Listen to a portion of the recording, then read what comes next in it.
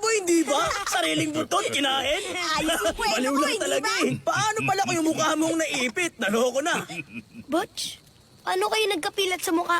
Baka hindi ka pa handa sa mga ganong kwento. Ayoko na po yun. Oo nga, ikwento mo sa kanya pa. Ang ganda nun po.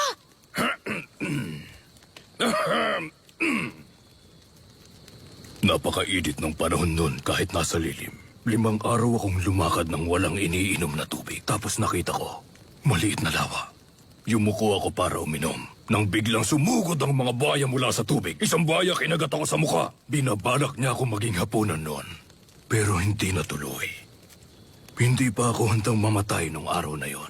Kinagat ko at nahati yung isa, hinato ng buntot yung ikalawa at yung huli. Yung huli, nilunod ko ang buhayang yon gamit ang sarili kong dugo. Wow. Lupit! Woo! Tingnan mo, tingnan mo. Tumataas na naman ang balahibo ko. Paborito ko yung kwentong yun. Nakita niyo yung souvenir. Ang bangis talaga, hindi ba? Pwede ko nang hawakan pa.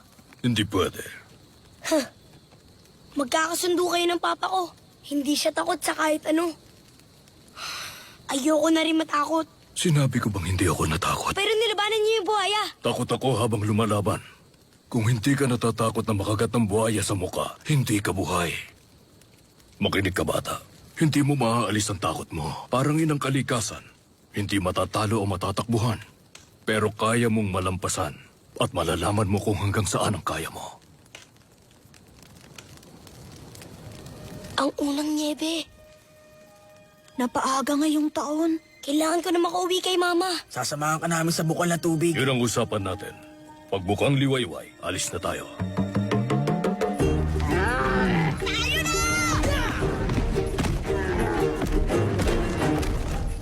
Hoy, bata! Harangan mo ron bago mapahiwala yung mga longhorn na yon.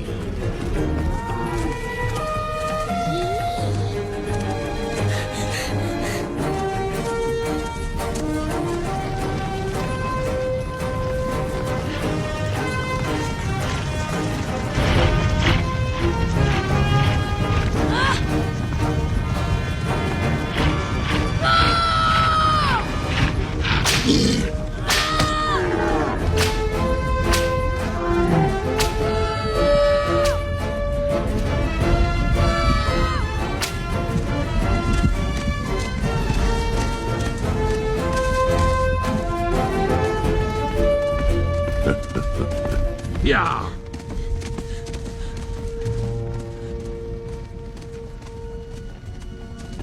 There it is. Clawtooth Mountain! There's home! We gotta drive this herd down south. You hurry on back to your mama and don't stop for nothing. Thanks!